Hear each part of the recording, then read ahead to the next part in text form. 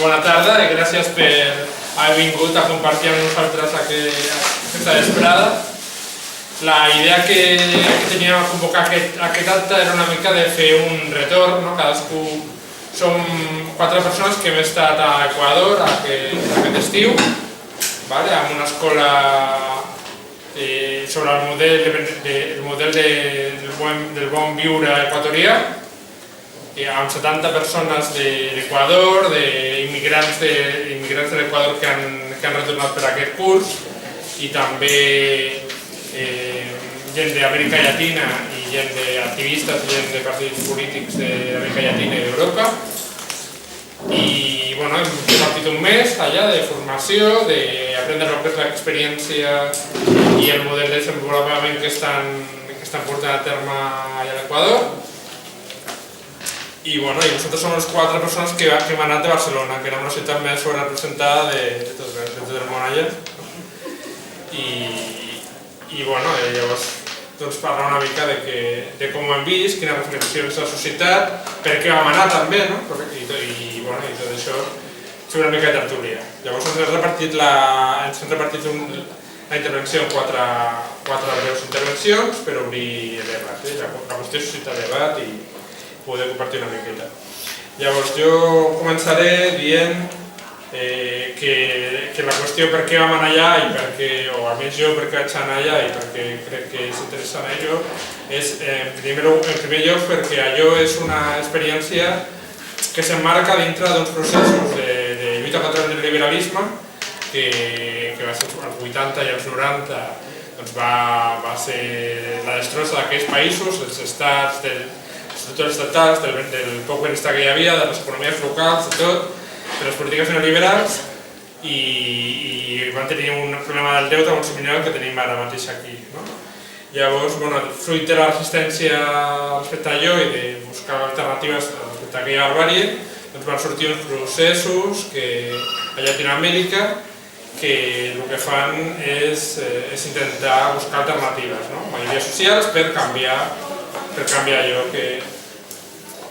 per donar la volta a aquelles polítiques i a de les oligarquies.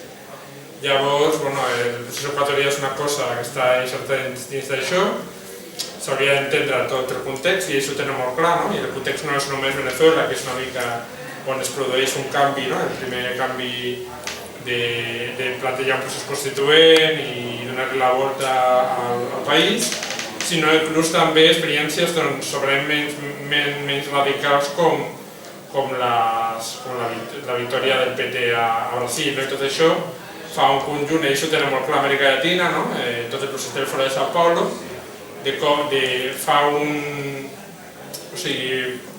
fa una alternativa que és regional. Cada lloc té les seves peculiaritats, llocs són més avançats, llocs menys, però és tot un canvi que es produeix a nivell regional i això ho veuen així. Això és una cosa.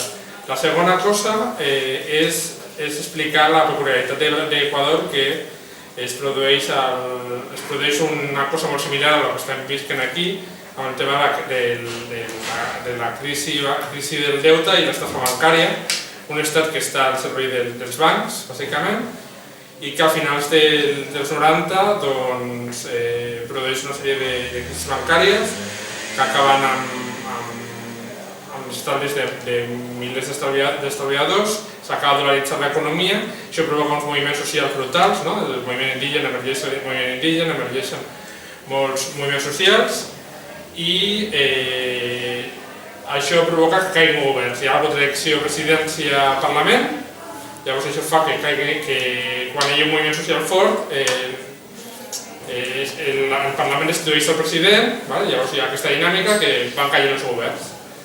I això el que produeix és una període de desestabilització brutal que acaba amb Lucio Gutiérrez, que intenta imitar Chávez en les formes, però al final acaba fent les polítiques de l'FMI, les polítiques de gestió del deute públic i d'estar al servei dels bancs. Llavors, això produeix que torna a haver una mobilització ciutadana, una nova mobilització que, suposo que després el Luis, que està allà, s'ho podrà caracteritzar millor, però que el que va fer és va denominar la rebel·lió dels forajidos, que fa que Lucio Gutiérrez també sigui l'enèsim president que ha de marxar al país, i és que hi ha un vicepresident seu, que agafa Correa com a ministre. Llavors això, Correa, com no vol seguir amb aquestes polítiques, surt de la televisió, és un tio que parla molt bé i que connecta amb el sentit popular contra aquestes polítiques neoliberals i de servei del deute, doncs el que fa és propugnar un procés constituent i presentar una candidatura presidencial. La guanya el 2006, i això l'anomena Revolució Ciutadana, i ajunta, connecta amb el sentit de la mobilització que hi ha hagut acumulada i guanya les eleccions. Llavors, el 2008 fan un procés constituent a Montecristi, que és bàsicament s'ajunten allà molta part de la gent que s'havia mobilitzat amb les seves demandes i amb les seves inquietuds, i redacta una Constitució per canviar el paradigma neoliberal a un altre paradigma, que parlen del suma causa i del model de bon viure i tot això, que després en parlaven els companys. Llavors, per acabar, comentar que aquesta revolució ciutadana van desenvolupar la Constitució uns elements de participació, uns mecanismes de participació molt avançats, però alguns dels problemes que hem vist, o almenys jo he vist i a mi em preocupen, diguéssim, és que l'estat allà és un estat, l'estat és l'únic actor legitimat, polític legitimat i amb influència. Un cop l'oligarquia va sofrint derrotes, només els mitjans de comunicació són un actor polític a l'alçada, els moviments socials, la majoria de les bases s'han entrat aliats al país i el que hi havia, la dirigència es va comprometre amb Lucio Gutiérrez i està molt desprestigiada. Una candidatura per l'esquerra de Correa, que va treure el 60% dels vots en les darreres eleccions de 2013, va treure el 3% dels vots, llavors això està allà, però al mateix temps, i acabo perquè vendria 7 minuts, és que la mobilització, hi ha uns mecanismes de participació molt avançats institucionalitzats, però el conflicte social que es produeix fora d'això, hi ha una part de la gent d'Aliança País i de l'Estat que no ho entén i ho deslegitima, i això és un bon problema, crec, per una democràcia viva i per un procés revolucionari. Ja està. Hola, yo soy Javier y mi participación en este curso de modelo de buen vivir ecuatoriano vino porque la Embajada de Ecuador contactó con una plataforma en la que participo, que es la plataforma por la Auditoría Ciudadana de la Deuda. Como sabéis, Ecuador es un país que ha ejecutado de forma soberana un mecanismo de mercado para evitar el pago de la deuda externa tal y como estaba predefinido en este contexto de inestabilidad política previo a la Constitución de la que se hablaba Luis. Esta Constitución, que se aprobó, si no me equivoco, en 2008, generó como un espacio preferencial, ¿no? Como que un espacio de facilidad, porque se reguló constitucionalmente el concepto de deuda ilegítima. Me gustaría leeros solo dos cosas muy rápidas. Es el artículo 290.7, este es el más llamativo, sobre todo para el caso del Estado español, que es: se prohíbe la estatalización de deudas privadas, constitucional. Y después hay otro que es el punto 5, se procederá a la impugnación de las deudas que se declaren ilegítimas por el organismo competente. En caso de ilegalidad declarada, se ejercerá el derecho de repetición. Aquí juega con una dualidad que es la ilegitimidad y la ilegalidad, generando premeditadamente una inseguridad jurídica sobre los acreedores. Entonces, con esta Constitución se corresponsabiliza a los acreedores y terceros agentes que participan en los mercados de deuda.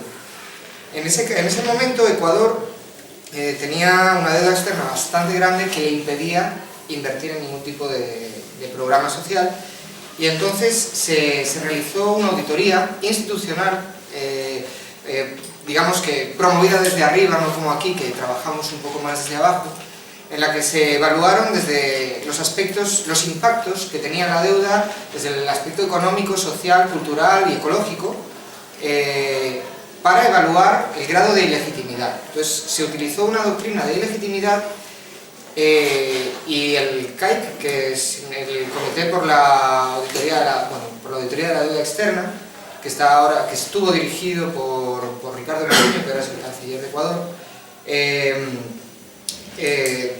dio, digamos, unas claves que evidenciaban la ilegitimidad por los mecanismos especuladores del sistema de deuda. De ahí se pasó, para poder llevar esto a cabo, que se hizo durante el proceso constituyente y posterior al proceso constituyente, a la vez, posteriormente al proceso constituyente, se generó un marco de sostenibilidad económica, que consistió en dos ejes. El primero, el control de evasión de capitales y de evasiones fiscales. No solo de capitales, sino también fiscales. Ecuador es un país dolarizado y tras la inestabilidad política previa al proceso de revolución ciudadana, eso fomentó una desregulación completa del sistema económico. Entonces, digamos que la escasa riqueza que se podía generar con un modelo productivo escaso se iba para el exterior, sin ningún tipo de regulación, ni de tasa impositiva, búsqueda de paraísos fiscales, Miami directamente daba igual. Entonces eso se reguló y por otro lado también se hizo una renegociación de los contratos petrolíferos. Ecuador es un país que utiliza el extractivismo para sostener su economía y hasta esta constitución tengo entendido que era como un 20% del valor del crudo que se podía extraer se quedaba en Ecuador y el 80% era de las transnacionales. Tras esta nueva constitución se invirtió esto. Entonces las transnacionales se podían quedar, no se nacionalizó ninguna empresa y no se expulsó a ninguna empresa. Esto es un detalle que es un poco diferente a lo que haría Venezuela o quizá Bolivia, ¿no? Ecuador juega un poquito de manera diferente estas bazas. Lo que sí que hizo fue invertir el valor del crudo, ¿no? Y entonces ahora el 80% del precio del petróleo se queda en Ecuador y el 20% es el que se llevan las empresas que vienen a explotar la materia prima. ¿Qué pasa? Con esto se genera un marco de garantías económicas para poder jugar una estrategia de mercado. Esta estrategia de mercado se definió en el momento en el que terminó esta auditoría con un informe final técnico desde muchos aspectos, con comités específicos, cualificados, para hacer evaluaciones de cómo se estaban moviendo los bonos en los mercados financieros, de cómo se habían generado esas deudas y de cuáles eran los impactos. Y eso hizo que, con estas evidencias, se declarase una suspensión de pagos, que no es lo mismo decir que no vamos a pagar. ¿Vale? Una suspensión de pagos aquí lo entenderíamos mejor como si dijéramos una moratoria hasta ver qué hacemos. Durante esta suspensión de pagos, aquí llegó digamos, el juego económico, que en Ecuador hay que reconocer que lo han hecho muy bien, que era un proceso de subasta inversa. Esto quiere decir que se aplican en los mercados, se ofrece a los mercados una compra de los bonos de deuda por parte del Estado ecuatoriano. Pero entonces, en vez de compramos al mejor postor, compramos al peor postor. ¿Qué pasa? En un momento de suspensión de pagos en los que los bonos no se estaban amortizando, se empezaron a devaluar. Y entonces, era un programa que iba a durar hasta el 2030. Y en menos de un año, lo que dijo el Estado de Ecuador fue: se lo compramos al que nos lo venda más barato. Entonces empieza una subasta a ver quién es el peor postor, ¿no? Yo me quiero deshacer de esto, te lo vendo por 50, no, pues yo te lo vendo por 40%, ¿no? O sea, entonces se va devaluando el precio hasta que se llega a un precio que es como una especie de acuerdo tácito entre lo que los evaluadores de la auditoría consideran que podría ser legítimo, que sería como un 30 y algo por ciento, un 34% de la deuda externa, y entonces se recompró el 93,5% de la deuda externa a un 34% del valor de mercado previo a la auditoría. Con lo que Ecuador, no sé exactamente la proporción con respecto al Producto Interior Bruto, pero fueron 7.000 millones de dólares los que se ahorró Ecuador con esta estrategia. Para esta estrategia había, digamos, agentes vigilantes como el Banco Mundial, el Fondo Monetario Internacional, entonces aquí también se la jugaron bien. Hicieron, para tener liquidez, porque con los contratos petrolíferos todavía no estaba la cosa moviéndose deprisa, hicieron contratos crediticios con Venezuela, a un, digamos, buen interés. También guardaron reservas de liquidez en la banca privada ecuatoriana para que no hubiese embargos por parte de las entidades extranjeras y consiguieron deshacerse de un monto tremendo de su deuda externa sin tener que recurrir a tribunales internacionales y sin que fuesen denunciados por lo que pasó en Argentina, por los fondos buitre, porque de hecho esto es una cosa muy peculiar que le preguntamos a Elena Alaya, que es una chica que participó en este proceso, ¿qué pasó con ese 7% que no quiso vender? ¿No? O sea, esos que querían las deudas a precio y su valor, y al parecer han desaparecido, no ha habido ningún tipo de denuncia. Y gracias a esto, Ecuador ha podido revertir sus datos macroeconómicos de lo que es el pago de deuda externa a inversión social, ¿no? Y ahora, con los ingresos del extractivismo, con el control fiscal y de fuga de capitales y con un control del endeudamiento muchísimo más riguroso, sobre todo en el tema de lo que se refiere a la deuda externa, ahora mismo pues, pueden llevar a cabo una serie de programas sociales que están generando esto que se llama la revolución ciudadana y que en realidad es de impacto sobre todo para el resto del contexto latinoamericano y para nosotros que nos enseña mucho. Y bueno, esto en respecto a deuda, diría mil cosas más, pero voy a dar paso a Aida para que siga explicando cosas. Molt bé, jo soc l'Aida Llaurador, soc de Badalona i també com a resta de companys, a través d'un company, en el meu cas d'Iniciativa per Catalunya Verds, que soc també d'aquest partit, em va informar d'aquesta possibilitat de formació i em vaig apuntar i vaig estar allà. Llavors, jo el que vull comentar-vos és sobretot el que fa referència al medi ambient, als drets de la naturalesa i el concepte del buen vivir i del summa causae. Per això jo també començaré explicant alguns articles de la Constitució on, per exemple, en el preàmbul diu «Nosotras y nosotros, el pueblo soberano de Ecuador, decidimos construir una nueva forma de convivencia ciudadana en diversidad y armonía con la naturaleza para alcanzar el buen vivir, el summa causae». En el capítol segon parla dels drets del buen vivir y parla d'un ambiente sano, ¿no? Y aquí diu, se reconoce el derecho de la población a vivir en un ambiente sano y ecológicamente equilibrado que garantice la sostenibilidad y el buen vivir, summa causae. Se declara de interés público la preservación del medio ambiente. I en el capítol 7 de drets de la naturalesa, de l'article 71 al 74, directament defensen això. La naturaleza o Pachamama, donde se reproduce y realiza la vida, tiene derecho a que se respete integralmente su existencia, etc. Hi ha molts articles que en fan referència. I en definitiva, quan parlen de buen vivir i de summa causae, estem parlant d'una alternativa de desenvolupament. No fa referència a un model de desenvolupament, sinó que és una alternativa al que seria el bon viure occidental.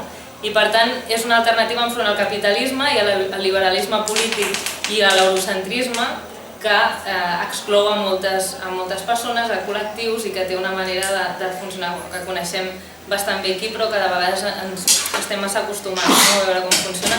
Per exemple, es distingeix de la bona vida occidental de que la bona vida occidental intel·lectualitza a les persones i les separa del que seria l'oci, del que serien alguns rituals festius i com en una conferència estem tots serios i parlem de coses importants seriosament, hi ha altres maneres i altres cultures que viuen això d'una altra manera molt més harmònica amb molts altres aspectes de la vida que són naturals i que també es viuen amb la mateixa normalitat i que se'ls dona la mateixa jerarquia.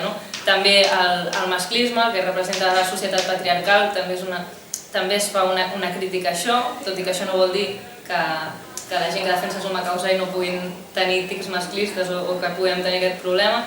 També el bon viure occidental exclou a la naturalesa i el que seria el món rural o agrari.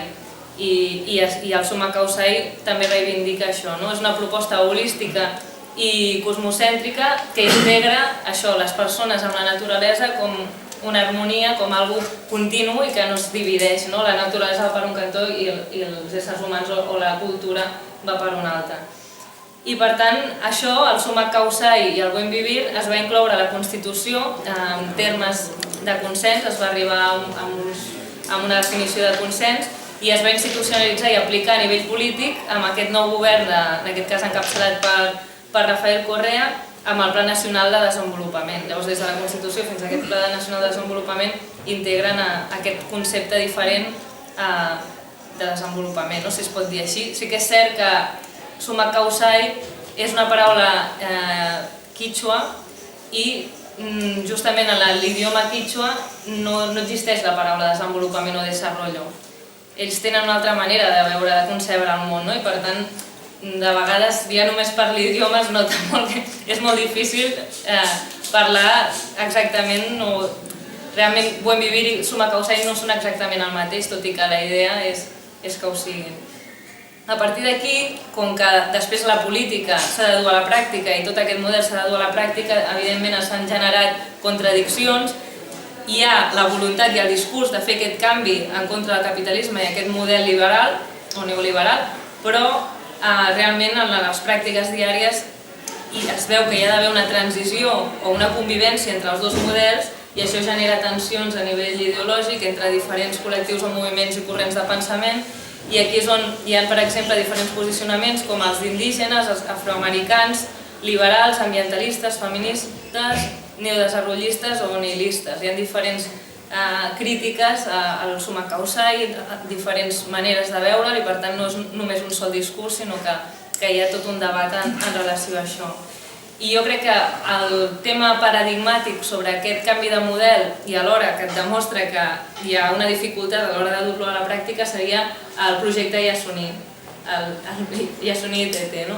I aquest projecte es ven també com una revolució ecològica, un eix central d'aquesta revolució ciutadana d'Equador. I aquest eix de revolució econòmica inclou l'erradicació de la pobresa i el canvi de la matriu política i també, per tant, productiva i energètica.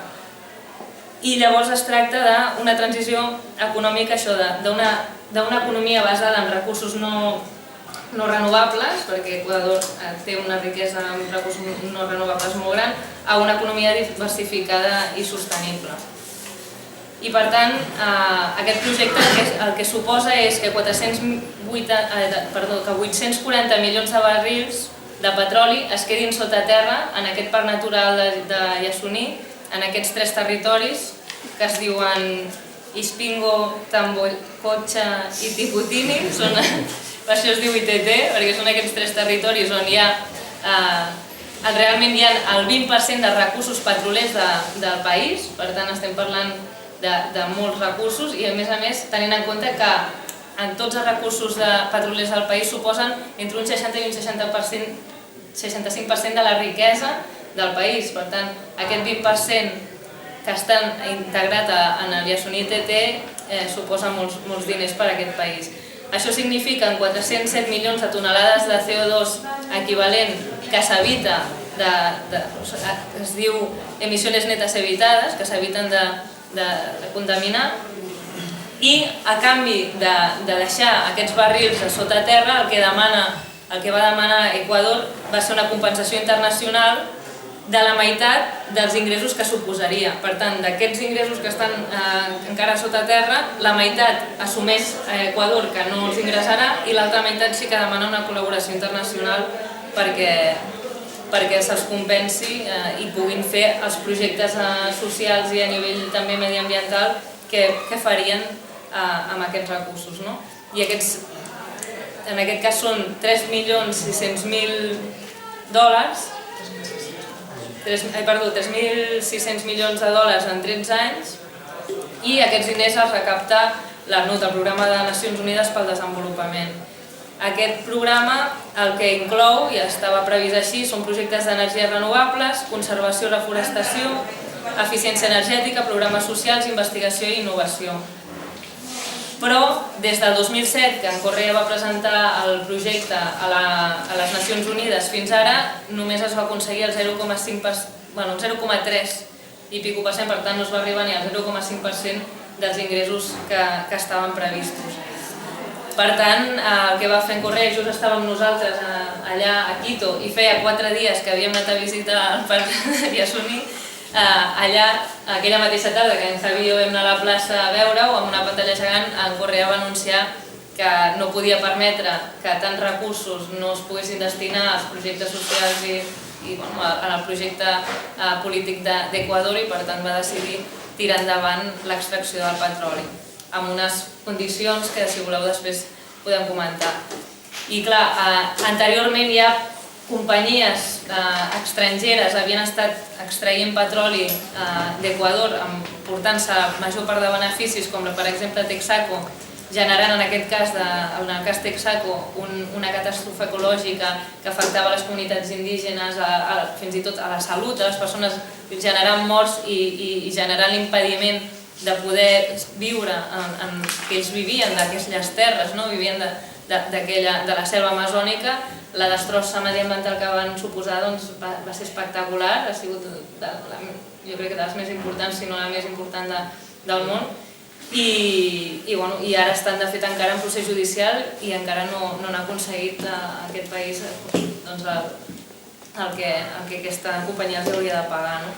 El que ara diu el govern equatorià és que volen fer una explotació responsable i aquí hi ha el debat entre moviments ambientalistes i ecologistes que creuen que no hi ha manera d'extreure petroli responsablement i el govern que diu que són uns ecologistes infantilistes, els venen a dir això, o el pachamamismo, se li diu, que hi ha com un debat fort sobre aquest tema, i jo crec que és un tema molt interessant i molt complicat perquè realment són molts diners que el país sí que ha d'invertir i realment són diners que també s'inverteixen. O sigui, la idea està en que energies no renovables inverteixis en generar aquestes energies renovables i l'altra posició és no podem treure aquest petroli perquè hem d'estar frontalment en contra d'aquest model i hem de generar d'una altra manera els recursos que necessitem. Jo soc la Irene, soc de Sants i vaig enterar pel Javi que també venia a l'assemblea que feien aquest curs i llavors m'interessen els processos llatinoamericans, em va semblar molt interessant anar. Bàsicament, els temes més importants que havíem dit de parlar era el procés polític, el deute i els temes, ja Sunit, Chevron i així. Llavors jo faré algunes pintallades d'alguns temes que tampoc vam aprofundir tant al curs, però que em semblen importants ressaltar. D'una banda, per començar, el que destacàvem més allà era la reforma de l'Estat, o sigui, com ara a l'Equador hi ha estat, diguéssim, hi ha unes institucions fortes, hi ha un govern amb tot el que suposa, llavors que havia estat un canvi substancial per la gent tenir aquesta percepció que existeix l'Estat. Van fer com... van introduir, si aquí normalment tenim el poder judicial, legislatiu i executiu, van introduir també el poder electorat i el poder de participació ciutadana, que des d'alguns punts de vista és una mica limitat, com ha dit el Lluís, i després podem debatre. I també hi ha algunes coses diferents aquí, per exemple, tenen ministeris coordinadors que coordinen temes que potser serien relatius a diferents ministeris i així es treballa millor, i tenen Semplades, que és un ministeri de planificació, que ajuda molt a l'hora de pensar polítiques públiques, etc. Un aspecte on s'ha visualitzat molt aquesta reforma de l'Estat és en el tema de la inversió social, que, com ja hem comentat, ha augmentat moltíssim amb el govern de Correa i que, de fet, tots aquests problemes venen perquè la revolució ciutadana està de finançar d'alguna manera i que el finançament per fer aquest salt substantiu que han fet en el tema d'inversió. Per exemple, a Sanitat s'ha gairebé doblat la inversió per persona, es fan el doble de consultes mèdiques, en el tema de l'educació, tot això està molt recollit a la Constitució que hem comentat. Per exemple, el tema de l'educació es regula també com a dret i com a política pública, molt extensament. Llavors, com a política pública, us ho llegeixo així molt ràpid, diu: el Sistema Nacional de Educación tendrá como finalidad el desarrollo de capacidades y potencialidades individuales y colectivas de la población que posibiliten el aprendizaje y la generación y utilización de conocimientos, técnicas, saberes, artes y cultura. El sistema tendrá como centro el sujeto que aprende y funcionará de manera flexible y dinámica, incluyente, eficaz y eficiente. El Sistema Nacional de Educación integrará una visión intercultural acorde con la diversidad geográfica, cultural y lingüística del país y el respeto a los derechos de las comunidades, pueblos y nacionalidades. S'extén molt, però que són uns drets que estan constitucionalitzats també com a política pública, com a sistema que es vol fer i que s'aposta molt per això. Llavors, també en el tema de l'educació ha estat important la inclusivitat, que hi ha hagut un augment dels nens escolaritzats, sobretot afrodescendents i de comunitats indígenes. I també amb el tema de les universitats hi ha una política molt forta. Va venir el ministre de Coordinació d'Educació i Talento Humano, no recordo exactament el nom, i llavors va explicar com, a part que hi ha un sistema universitari públic i gratuït, s'ha fet com s'han acreditat les universitats i aquelles que no complien els estàndards de qualitat que es consideraven que estaven bé pels estudiants, s'han tancat. Llavors, s'han tancat 14 universitats a l'Equador, que és que no és una broma, no? Llavors, això ens ho explicava com una cosa que aquí molt difícilment es faria. Llavors, a més de sanitat i educació, també hi ha moltes polítiques en el tema de diversitat funcional. Vam anar a visitar Manuel Espejo, que és un projecte on s'inclou la gent amb discapacitats i així en temes laborals, hi ha ajuts, hi ha moltes polítiques en aquest sentit. I després el tema de la pobresa, que ha estat un canvi, un gran èxit, la disminució de la pobresa s'ha reduït en 12 punts. Després la pobresa extrema s'ha reduït del 16,9 al 2006 al 9,4 al 2012. I no només en termes de pobresa en termes absoluts, sinó que també s'ha reduït la desigualtat, l'índex de Gini ha baixat bastant, s'ha disminuït la diferència entre salaris, la bretxa salarial entre la gent que cobra menys i la gent que cobra més. I és un tema bastant important allà i que nosaltres vam anar només un mes, però suposo que es visualitza bastant. Llavors, un altre tema que també volia tocar era el de l'economia, el model d'economia que es proposa allà, que almenys a nivell discursiu, i a la Constitució també es recull, s'aposta per una economia popular i solidària, que aquí seria més típica d'un sistema alternatiu de l'economia popular i solidària, i allà és una política d'estat, com a mínim això, a la Constitució i així sí que es vol donar suport a aquest tipus de comerç de proximitat, de cooperativisme, economia social, davant de grans empreses o altres sistemes més com els que tenim aquí. Llavors va venir no sé si el ministre, no me'n recordo qui era que va venir explicant-ho, i la veritat és que portava pocs mesos, i llavors realment a la pràctica no va explicar ben bé o no ens va acabar de quedar molt clar com, potser ens ho pot explicar després, com es vol portar a la pràctica això, un tema que això a nivell discursiu està molt bé però que tampoc no sabem ben bé com es va més enllà. Un altre tema són els impostos. Aquí sí que va venir el ministre Carlos Marx, el ministre d'Hisenda, explicant-nos una mica el sistema impositiu que hi ha allà. I la veritat és que tampoc ens va semblar que fos la panacea, el que passa és que jo crec que la diferència substancial és que abans aquests impostos no es cobraven i ara sí que hi ha ingressos perquè realment es recullen aquests impostos. I afegir aquí un punt una mica de crítica, i és que si realment no hi ha aquest sistema impositiu molt... sí que és progressiu però no és una cosa revolucionària, diguéssim, no? I és que ens va sobtar molt que allà ens van explicar que la revolució ciutadana té un suport policlassista, o sigui que tots els quintils de la societat, és a dir, les classes més altes o més riques també donen suport a la revolució ciutadana i més o menys amb uns termes bastant similars, almenys allà al que semblaven les gràfiques. Llavors, això aquí ens vam plantejar si realment s'estan tocant els privilegis, perquè si fos un joc de suma zero, està clar que certes classes socials no donarien suport a aquest projecte de govern. I llavors que segurament si hi ha més ingressos, perquè efectivament es cobren més impostos, s'ha de pagar menys deute, i el tema del petroli i tot això, sí que això permet fer més redistribució i fer polítiques públiques i fer unes reformes profundes, que seria la revolució ciutadana, però no sabem fins a quin punt s'està tocant temes claus de l'estatus quo. I ja per acabar el tema laboral, que no el vam veure molt, però sí que és important, que crec que es vol apostar per feines de qualitat, per combatre la precarietat. S'ha fet per llei, s'ha eliminat la terciarització, s'ha eliminat els contractes per hora, han augmentat molt les afiliacions de la Seguretat Social, també s'ha fet que les empleades de l'hogar augmentin molt les afiliacions de la Seguretat Social i ha canviat la perspectiva, o sigui, és un país on hi ha molta economia informal, subempleo que diuen allà, i que normalment l'economia informal la informal era més alta que la formal, i això s'ha invertit i ara, no sé on tenia les xifres,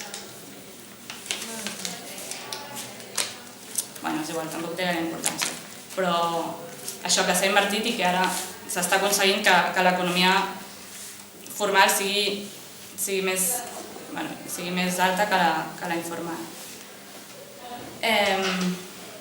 Què més? Llavors també el tema del salari mínim interprofessional també s'ha augmentat bastant i s'està anant cap a un salari digne, que diuen, que és un tema important per la gent treballadora que aquí està tot congelat i amb uns sous de misèria. I continuant amb aquest tema de la qualitat del treball, també ara s'està impulsant molt, es vol valorar més la productivitat, es vol fomentar temes de ciència i tecnologia, es vol crear una universitat i es vol fer la ciutat tecnològica, com una ciutat que es diu Yatxai, la ciutat tecnològica per invertir, per anar cap a aquest model de desenvolupament, que diuen no basta con exportar bananos, sinó que volem tenir unes feines de qualitat i ens volem especialitzar en temes així que requereixin aquest talent humano i tecnologia. Llavors, una mica seria això. També hi ha temes molt importants que poden generar debat i que deixem anar però sense parlar perquè si no ja ens allargaríem molt. Un és el tema de la llei de comunicació, que allà el major opositor de Correa és els mitjans de comunicació. I és que es nota molt i estan constantment amb aquest tema. Llavors es va fer una llei de comunicació que es va dir llei de censura, de llibertat d'expressió i tal, que el que fa és regular les freqüències, si de cas després en parlem una mica més si hi ha interès. Crec que el Javi s'ha mirat més la llei. Bueno, no, para mí lo más peculiar que tiene la ley es que divide el espectro de frecuencias. Quiero decir, es una ley aplicada en un contexto en el que Internet no está en todos lados, ¿no? Entonces, digamos que los canales de radio, los canales de televisión tienen muchísima importancia a nivel comunicativo, no tanto sería aquí, pero allí sí. Y una de las cuestiones más peculiares es la división entre lo que es los espectros de emisión, tanto de televisión como de radio, públicos, con los espectros de emisión privados a un 33%, y después un 34% de los espectros de emisión comunitarios. Que eso quiere decir que alguna agrupación, algún colectivo, algún pueblecito tal, puede solicitar al organismo competente de cesión de estos canales un rango de las frecuencias para que puedan emitir su propia información de manera autónoma. O sea que se hace, digamos que juega un poquito con lo del bien común que supone la comunicación. Y eso, por supuesto, los medios de comunicación privados han visto reducido su campo de actuación a un 33% de la posibilidad de medios. Calculaba en una conferencia de comunicación sobre esta ley que dieron que de aquí a 5 años podría haber 300 canales nuevos de radio y televisión en el país. Una estimación, ¿no? Pero que esos canales no dependerían ni del Estado ni de organizaciones privadas, sino de la ciudadanía que se organizase para generar vías comunicativas, que bueno, és això. I també, ja per acabar, un altre tema que ha estat molt d'actualitat aquests dies és el tema dels drets sexuals i reproductius, que allà sembla que en Correa té com una qüestió moral personal i que ara que s'està tramitant a l'Assemblea Nacional la reforma del Codi Penal, allà està penalitzat l'avortament en tots els casos, pràcticament tots els casos. Llavors el que s'estava lluitant era per uns congressistes del partit del Correa van proposar despenalitzar l'avortament en cas de violació. I llavors hi ha hagut algunes declaracions del Correa dient que eren uns traïdors, que eren unes niñes malcriades, aquestes que defensaven l'avortament, no? I allà genera debat i aquí també. Llavors aquests serien una mica els temes que hem destacat. Hem tingut classes de moltíssimes altres coses, però això és el que ens ha semblat més important. Llavors, fem com una mica de debat, no? Nosaltres, vull dir, que no sigui pregunta-resposta, sinó que, com vulgueu, Sí, com veieu és una realitat molt complexa, amb moltes contradiccions, i que dona per molt de debat, i podem estar una bona estona discutint. I l'única cosa que sí que volia comentar és que estem Bueno, nosaltres com a mínim estem explorant la idea de llançar una xarxa d'amistat amb la Revolució Ciutadana, per lo que em sembla que té d'interessant com a experiència de si se puede, ¿no? Es posible un cambio i per alguns dels motius que hem comentat, no? Llavors, que és una iniciativa oberta que si algú li interessa sumar-se, doncs ja anirem informant. Respecto al tema de un proceso constituyente. En Ecuador el proceso constituyente no era única y exclusivamente relacionado con el tema de la deuda. O sea, Ecuador tenía una carencia de instituciones, una carencia de estructura de Estado, una carencia de cobertura social que hacía que la inestabilidad política impidiese generar nada. O sea, no había muchos avances, por decirlo así. En el caso del Estado español, la Constitución se reformó hace 2 años para blindar el pago de la deuda y los intereses, pero fue una reforma de un artículo. Entonces, el tema de un proceso constituyente a nivel Estado español, yo te hablo a nivel del Estado español, es mucho más complejo que lo que sería en un Estado soberano latinoamericano, porque nosotros aquí estamos introducidos en la Unión Europea, y la Unión Europea no tiene una constitución, pero tiene una serie de tratados que hemos de cumplir. Por lo que si hay una constitución nueva, no es, o sea, podría ser en rebelión o en desobediencia a esos tratados europeos o no. O sea, hay muchos aspectos. En todo caso, yo más que abogar por un proceso constituyente, que es un proceso complejísimo para el que personalmente creo que la sociedad española no está preparada, sí que abogo por una redactación o una derogación mismo de la reforma constitucional. Con una derogación de la reforma constitucional en el Estado español habría, digamos, marco jurídico suficiente para que desde el marco soberano del Estado español se pudiese actuar contra la deuda. Ahora bien, llegaríamos a la desobediencia de los tratados europeos. O sea, algo hay que desobedecer muchas cosas. Pero si queremos hacer las cosas políticamente bien, aunque sea dentro del marco del Estado español, para atacar la deuda, con la derogación de este artículo de reforma, sería un primer avance. Un proceso constituyente haría que no da tiempo, directamente. Mejor. Sí que me sorprendió mucho cómo se desprestigiaba, ¿no?, la izquierda más allá de Correa, o que no está de acuerdo con Correa, ¿no? Como la izquierda infantil, los ambientalistas infantiles, las feministas, o sea, ¿no?, todos estos sectores con los que desde mi punto de vista se tendría que debatir y que realmente son los que aportarían radicalización y profundización del proceso, de alguna forma se estigmatizan y, bueno, es que en discursos constantemente. Además solo tienen un 3%, ¿no? Como son las minorías, tal, están en contra del progreso de la mayoría. Todo este tema que a mí me sorprendía mucho porque, o sea, claro, allí estás en una situación de mayoría, vienes aquí, te encuentras en una situación de minoría y piensas, es que el 3% aquí es la CUP, es que, ¿no? Dos elementos, sobre lo que dices tú. Por un lado está el tema de también hay incluso a mucho antisindicalismo por una parte de gente que está en el gobierno, en cargos públicos importantes, de criticar a los sindicatos, ¿no? Incluso me acuerdo que vino una mujer del Consejo de Participación que los echamos todos encima de ella porque empezó a decir que los sindicalistas, que la Constitución prohibía hacer conflictos que pararan los servicios públicos. Porque que ya tenían, que ahora cobraban bien, que para qué iban a hacer huelga, ¿no? Y todo, claro, todos los que íbamos ahí, que éramos todos, bueno, pues claro, de aplicar y de todo, todos nos tiramos encima, ¿no? Y aquí ahí provocando y tal, bueno. Pero que te encuentras son muchos discursos muy diferentes, ¿no? Porque uno te habla del poder popular y el otro te dice que hay que prohibir las huelgas, ¿no? Esto es un poco así.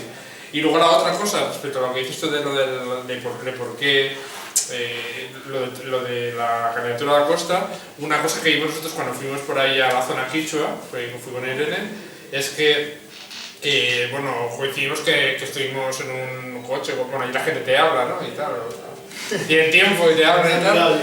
Pues la cuestión es que bueno, lo que decía es que la mayoría de la base de Pachacuti se había pasado a Alianza País y que tenían una carretera nueva y tenían un hospital nuevo y tenían una escuela nueva y bueno, Pachacuti pues, quedó muy desprestigiado de todo el proceso todo el proceso de Lucio Gutiérrez, ¿no? Entonces, muchas de sus bases y sus cuadros medios se han pasado a Alianza País directamente y ven resultados concretos. Bueno, jo m'he apuntat tot el que heu anat dit sobre... Us va bé que parli en català? Ho entens? Que em deies que feia poc que havies arribat i... Però entiendes? Sí, com no. Vale. Doncs, bueno, sobre el tema d'immigració, clar, com que aquí som gent que ens vam conèixer allà, a l'Equador no representem ni tan sols un posicionament de la xarxa d'Amics de la Revolució Ciutadana, no?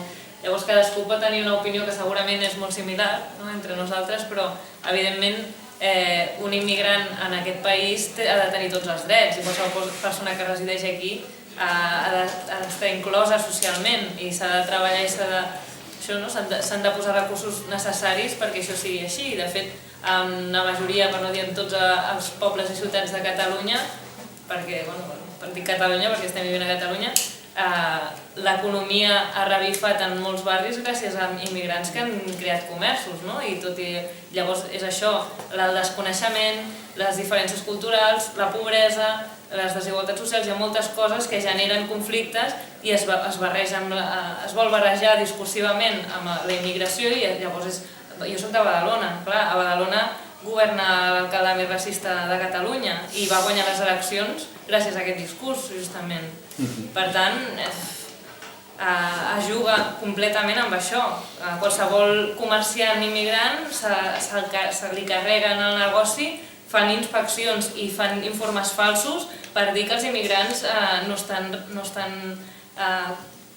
fent, no em surt la paraula, no estan complint els requisits legals i és mentida. Després hem revisat els informes i tots estaven, la majoria no tenien raó de ser, no? O sigui, és una feina de base que s'ha de fer i també és una feina que s'ha de fer tant de base com a nivell legal i en tots els nivells. Hi ha la llei d'immigració, jo crec que en aquest sentit Equador és això, no? A nivell constitucional pot tenir garantits els drets humans i de moviments, de com es diu, de fet el Ministeri d'Exteriors es diu de Mobilitat Humana, o sigui que en aquest sentit està molt ben recollit. Ara, a la pràctica jo desconec, però no m'extanyaria gens que a la pràctica es vulnerin molts drets, perquè al final són persones, venim d'unes dinàmiques, d'una societat que és desigual, que en el fons també és racista pràcticament tot el món, i per tant és difícil de canviar.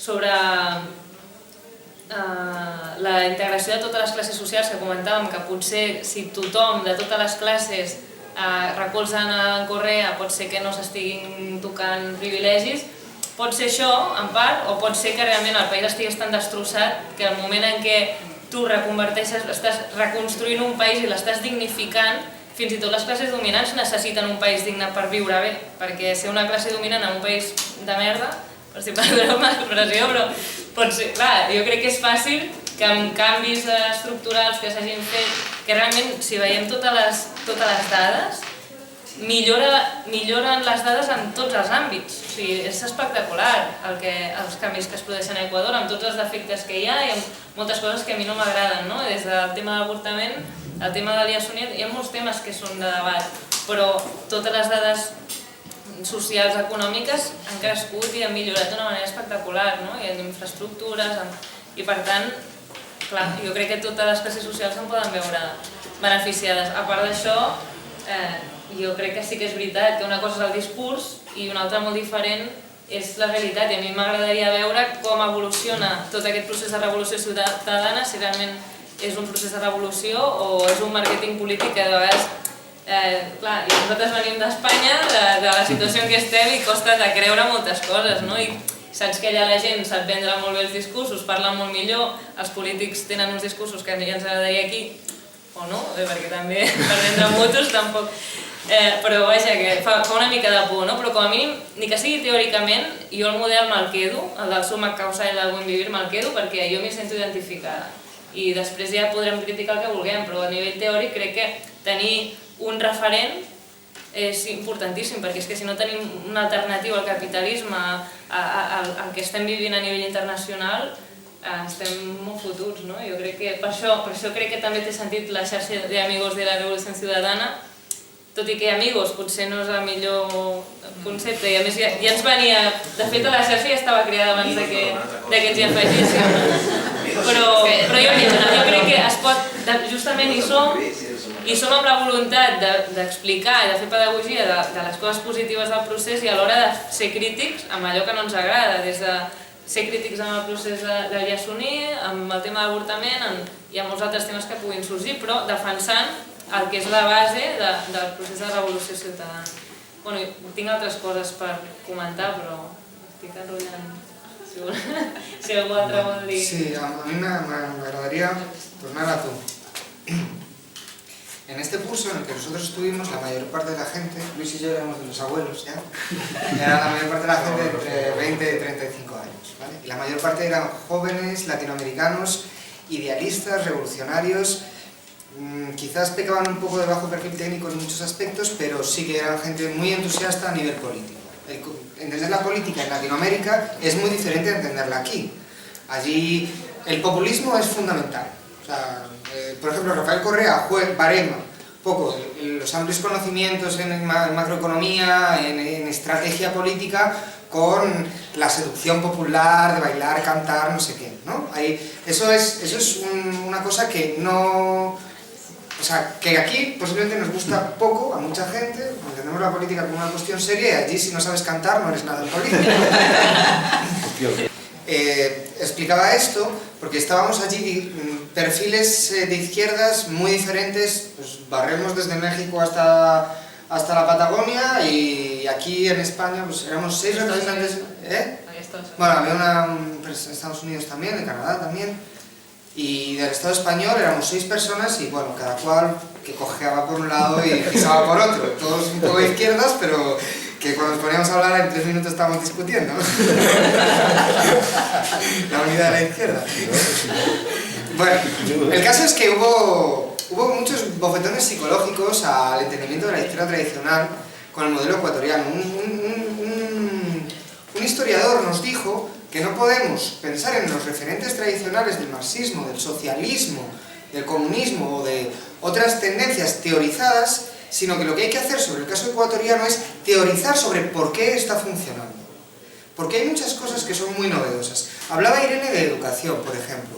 Se están poniendo becas para educación muchísimas. El que termina y consigue el plazo en universidades extranjeras tiene una beca bien sobrevalorada. O sea, un ecuatoriano puede irse a las mejores universidades del mundo a hacer doctorados, postdocs, másters, sin ningún problema. Puede conseguir becas. Y la manera de devolver eso a Ecuador es trabajar el doble de tiempo.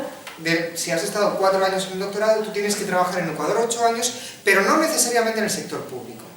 Puedes ir a Ecuador a trabajar en el sector privado, o sea, movilizando la economía. No hay un compromiso directo con el Estado. Eso es una de las cosas que puede ser un poco chocante.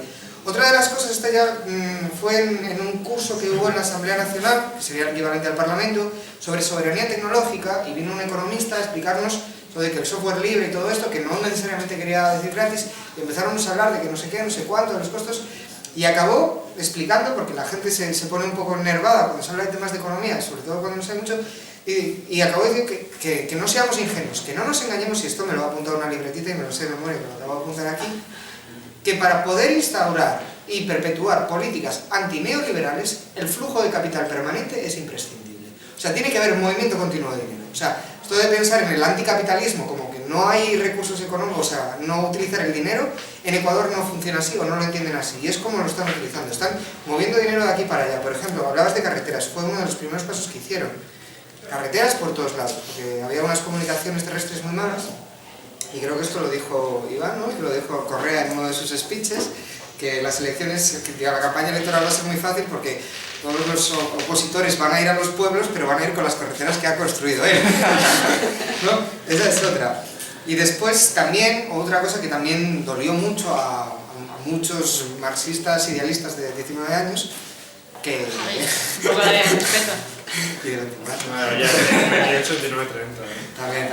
Pero bueno, yo al que vi era de 19, ¿no? Bueno, sí. que era una revolución interclasista, que hubo que haber un pacto tácito entre, digamos, cierto margen de centro-derecha hasta la izquierda para poder llegar a la Asamblea Constituyente. O sea, que no fue que de pronto un sector ideológico abarcó a toda la sociedad. No, tuvo que haber un pacto tácito entre todos. Y eso, pues bueno, eso es otra cosa que es difícil de pensar en otros contextos. Así como, por ejemplo, el contexto de Venezuela está polarizado, es o uno u otro, en Ecuador es diferente. Ahora mismo la Asamblea está un poquito monopolizada, pero bueno. Y bueno, y hablando ya de... Y lo último, perdón, sí, las izquierdas, sí. Bueno, sí, los ecologistas, toda esta gente... Comparto plenamente lo que decía Irene de que en realidad había un trato ciertamente despectivo hacia las izquierdas. Me gustaría comentar el momento más intenso políticamente de cuando estuvimos allí, que estuve con Aida, que fue el día que declaraban públicamente que el proyecto Yasuní había fracasado.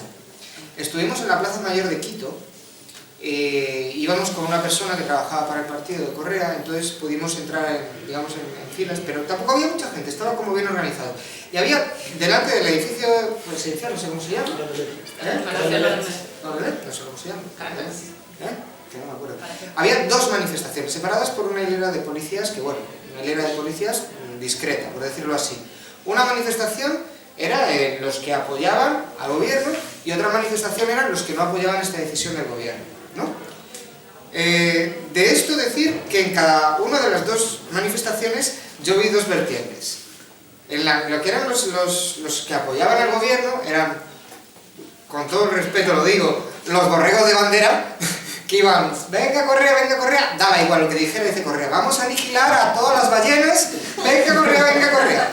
Había mucha gente, porque se convocó desde Alianza País el partido a la gente para que fuese a apoyar a Rafael Correa sin decir ni siquiera lo que iba a decir. Y ahí iba mucha gente. Sin embargo, también dentro de este sector había gente, estaban asambleístas y tal, y estaban preocupados, pues por el coste político, por el fracaso personal, o el fracaso del proyecto político que suponía la incursión en Yasuní, en ese lado. Y en el otro lado, en el lado de las izquierdas, estaban por un lado, los que gritaban ¡asesinos! ¡Que vais a aniquilar la naturaleza! ¡Que vais a matar el planeta! Y por otro lado, en ese sector, había también gente que estaba con carteles que ponían consulta popular, ¿no? Referéndum, para tomar una decisión que abarca todo el Estado. Es decir, a mí esto lo que me viene a decir, independientemente de las izquierdas o derechas, es que la calidad democrática de Ecuador ha mejorado hasta tal punto que se pueden juntar estas cuatro vertientes para encarar al presidente de una manera o de otra.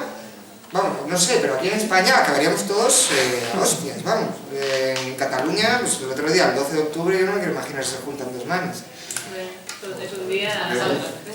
Pero que la calidad democrática en Ecuador ha mejorado muchísimo. Y eso, bueno, pues afecta más a las izquierdas, a las derechas, a los centros. Pues bueno, eso ya es una cuestión. Y creo que es importante comprender el contexto de esto, más si me gusta, no me gusta Correa, si cómo va la cosa.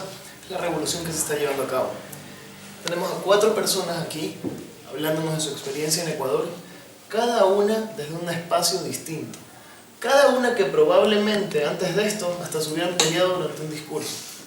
Estas 4 personas se han reunido hoy a contar su experiencia, han pasado buenos momentos, se han divertido criticando algunas cosas, han aprovechado ciertas cosas, pero el tema aquí fundamental es aprender que si nos unimos, hay cosas que pueden salir adelante. El tema del debate, hay muchas veces que pasamos, bueno, tenemos que debatir sobre esto, bueno, hay que estatizar esto, no hay que estatizarlo, tenemos que hacer una asamblea constituyente o tenemos que reformar un artículo, tenemos que continuar en la Unión Europea, no tenemos que continuar en la Unión Europea. Seguimos debatiendo en las mismas salas, seguimos debatiendo en los mismos salones, en el mundo, no aquí, en el mundo.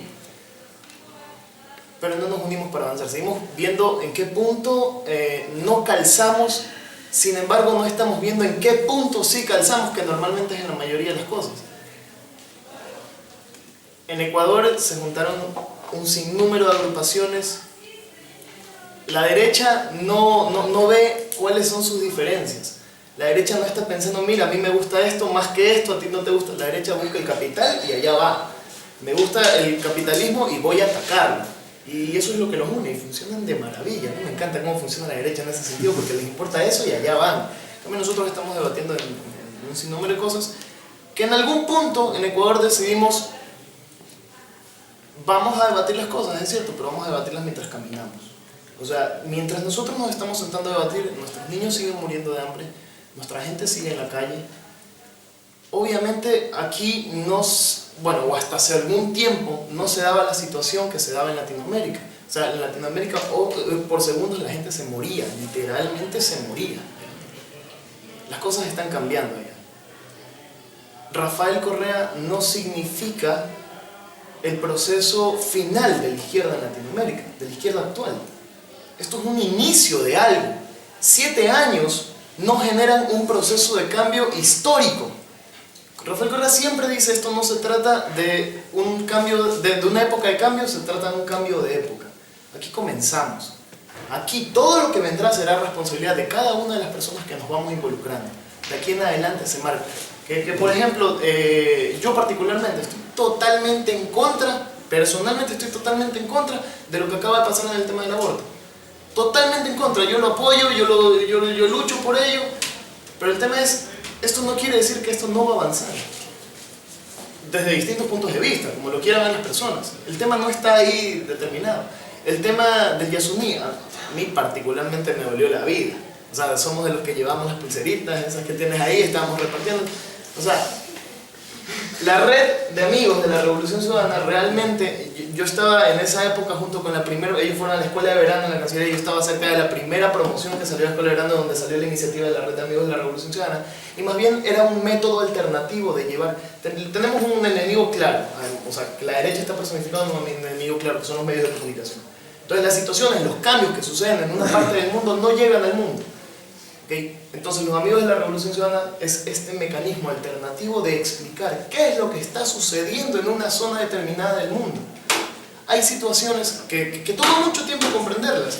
Hay temas como el del populismo. Y yo creo que también es una cosa muy importante. Si bien es cierto, aquí es muy importante la política de corbata, desde detrás de un escritorio y probablemente dar ruedas de prensa por medio de un televisor. Para nosotros eso no es posible. ¿Por qué? Porque si tú ves a la persona que estás bailando, cantando, agarrada junto a las personas, no hay nadie en el Ecuador que no haya visto al presidente Rafael Correa al menos una vez. ¿Cuántos de ustedes han visto a la Merkel? No sé, ¿cuántos en Alemania habrán visto a la Merkel alguna vez? ¿Entiendes? O sea, hay diferencias en este sentido. Si no me equivoco, faltan 3 ciudades, pueblos, cantones, como lo quieran llamar, 3 ciudades en todo el Ecuador que Rafael Correa aún no haya llegado. Porque su meta es llegar a cada lugarcito fuera de campaña, porque en campaña todos se recorren todo. Pero entonces, la idea de él es dar todos los sábados una rendición de cuentas, hora por hora, de qué es lo que ha hecho durante la semana y cómo se han ejecutado el dinero de las personas. Entonces, el lunes, de 8 de la mañana a 8:30, estuve reunido con tal persona y hablamos de esto. Entonces, por primera vez tenemos una rendición de cuentas semanal de qué es lo que está pasando. Hay situaciones, pero que hay corrupción. Hay corrupción en Ecuador, y se nos está diciendo un funcionario del gobierno. Hay corrupción todavía muy metida en el gobierno. Y quién sabe cuántos siglos nos tome terminar con la corrupción, pero empezamos. Ahora somos nosotros los que lo denunciamos. Ahora somos nosotros los que buscamos dentro de nuestras propias filas dónde están los actos de corrupción para acabar con esto. Esto jamás se hubiera pensado antes. Hay un tema importante que hay que conocer al propósito de la Constitución. La última Constitución que teníamos fue una Constitución hecha en un cónclave militar por un grupo de personas, políticos tradicionales, redactando, según ellos, porque eran el non plus ultra de la política y del derecho, entonces ellos determinaban cuáles iban a ser las leyes que iban a regir el país. Obviamente, el del capital fuera el que mande. Pero entonces tenemos el cambio, tenemos aquí una Constitución hecha en un cónclave militar versus una Constitución hecha llamada, los que redactaban la Constitución eran los asambleístas constituyentes, que por primera vez en la vida era clase media, incluso clase baja. Conozco muchos asambleístas de ahí, de clase baja, porque se los dividían por sectores del barrio. Hoy Gracia propone a tal persona, entonces esa persona va por la voluntad de Gracia y vamos a trabajar en los temas. Yo propuse el capítulo de jóvenes en la Constitución teniendo 16 años. Hoy tenemos un capítulo de jóvenes en la Constitución del Ecuador que determina que los jóvenes son un sector estratégico. ¿Y a qué queremos llegar? A que así como tenemos paridad de género en la Constitución, un hombre y una mujer, tengamos un mayor de 30, un menor de 30, un mayor de 30, un menor de 30. ¿Qué es lo que queremos lograr? Ese cable a tierra que permite que la voluntad de la calle se vea plasmada en las leyes y obviamente en la política pública y cómo se vaya a aplicar, que nos falta muchísimo en cómo se aplica. La Constitución es hermosa, como lo decía Gerardo. La Constitución es preciosa. La forma en la que se está aplicando, faltan siglos, falta muchísimo. Ahora, depende de las personas que embanderemos este proceso, cómo vamos a esforzarnos para que esto se aplique. Pero también depende de nosotros que logremos que esto se aplique. El tema continúa con nosotros y tenemos que seguir ejecutándolo. Irene decía una parte muy importante que era, escuchamos este discurso contra bueno, no me acuerdo si fue Irene, sí, creo que fuiste tú, escuchamos este discurso en contra de las minorías y nosotros venimos acá y somos minorías. No, el 3% es la CUP, no, que ese es el problema. No recuerdo ni siquiera con cuánto porcentaje son elegidas las autoridades, pero la verdadera mayoría ni siquiera se toma la molestia de ir a votar, porque aquí el ser político es algo peyorativo o por cualquier otra situación, pero el tema es que la mayoría no es la que gobierna, la mayoría es la que no se está moviendo, la que no le interesa, quién sabe. Entonces hay que buscar las medidas, es lo que habíamos hablado con ustedes. Los jóvenes en Latinoamérica estábamos aburridos de la política, no queríamos saber nada, eso era malo, estar en política era malo, pero llegó un punto en el que teníamos que hacer algo, no iba a venir Superman a salvarnos de los malos. Entonces empezamos chiquititos a repartir, a hacer volantes, a treparnos en los buses. En Latinoamérica los buses te van a robar, nosotros entramos a repartirlo, a hablarles de política. ¿Por qué votar por eso? El proceso no termina aquí. Hoy hemos aprendido algo muy importante que fue cómo las izquierdas, o cómo lo redefinimos a nuestra forma criolla, lo que queríamos de una izquierda. Conversaban de un tema de cómo algunas personas estaban en contra del sindicalismo. Bueno, hay personas de todo tipo. Pero por ejemplo nos encontramos con una realidad muy importante. Mucha gente embanderaba la revolución obrera, pero esas personas de obreros jamás habían cogido un serrucho, jamás habían cogido un martillo y los obreros en Ecuador, a la izquierda les decían, a los izquierdistas clásicos, yo me acuerdo que estábamos con algunos y les decían: compañeros, ustedes son muy vagos. Ustedes son muy vagos, compañeros. Ustedes tratan de identificar, de llevar nuestra lucha, pero no saben ni meter un clavo pues, en la pared. Entonces ustedes de obreros no tienen muchísimo, déjenos a nosotros hablar. Y así los bajaban. Entonces la idea de esto era reunir a todas las personas que quisieran avanzar de alguna manera. Tenemos debates infinitos, tenemos problemas infinitos, pero el tema es que avanzamos de alguna forma. Yo creo que estamos encaminados. Ahora, lo que tenemos que vigilar es que el tema no se nos desvíe, que el no tocar las preferencias del grupo mayoritario puede ser un tema muy importante, pero también es un tema el que mencionaste. Tal vez el país estaba tan acabado que hoy estamos creciendo de una manera significativa. Aquí en Barcelona hay alrededor de 120 becarios del gobierno, o sea, financiados por el Estado, tanto la beca como la manutención, con el programa que habías comentado. Por lo menos el 70% es de la clase media o un poquito más. No porque los otros no tengan acceso, sino porque ellos también quieren tener el acceso. Y vamos a cerrar ya, bueno, no sé quién cierra, pero iba a comentar una mica el que tu deies, no?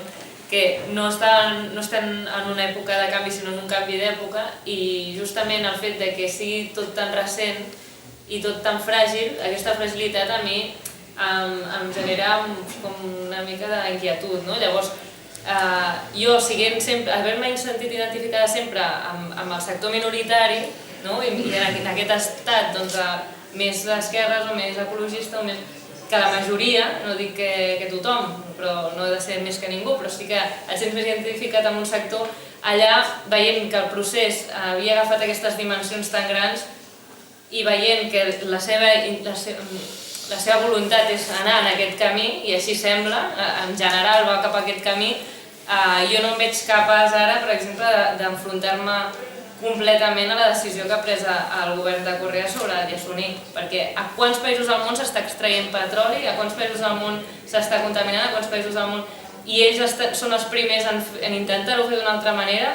Potser després no ho fan bé, jo tampoc posaríem el foc per ells, no? Però ara fer una campanya perquè conec el seu cas en contra, quan realment volen invertir aquests recursos en energies renovables, doncs en genera unes contradiccions o com a mínim em fa una certa angúnia, no? Llavors jo crec que això també és la gràcia d'aquest procés i de valorar-ho i de discutir, de debatre, però no pensant jo crec que s'ha d'emetre zero CO2 al món i per tant estaré en compte... Sí, però bueno, si tractéssim les coses d'aquesta manera, possiblement tot cauria i no faríem res, no? O el procés d'aquest de revolució ciutadana cauria i llavors dic, home, jo per voler-ho tot potser em quedo sense res, no? Llavors és una mica aquestes contradiccions que crec que són interessants. Dues coses respecte a sentit.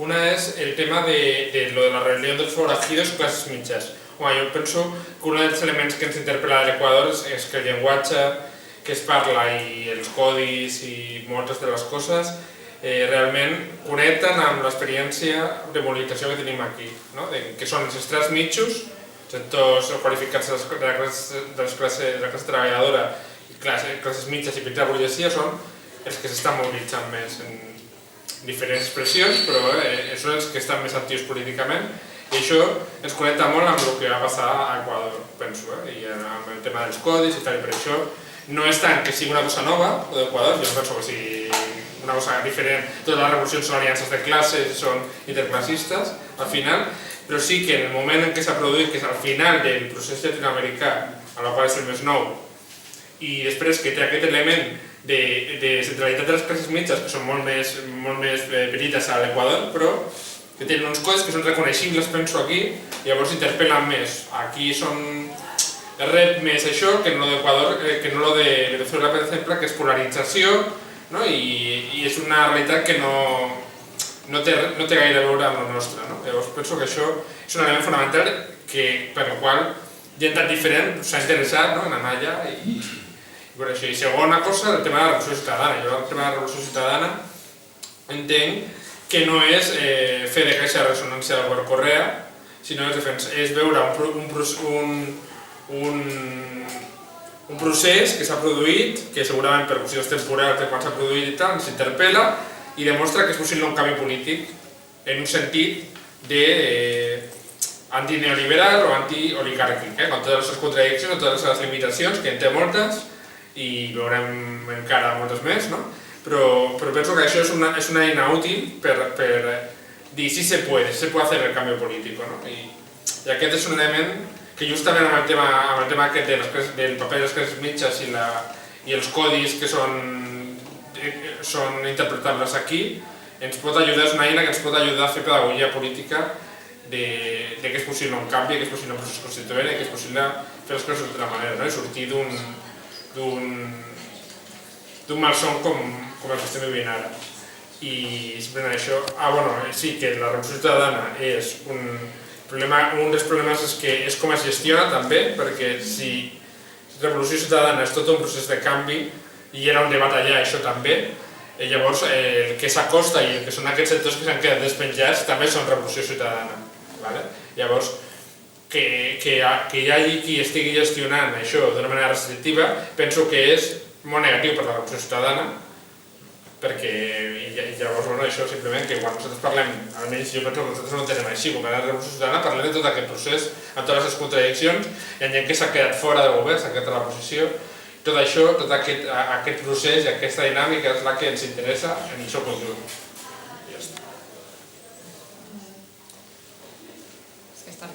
Doncs moltes gràcies per venir.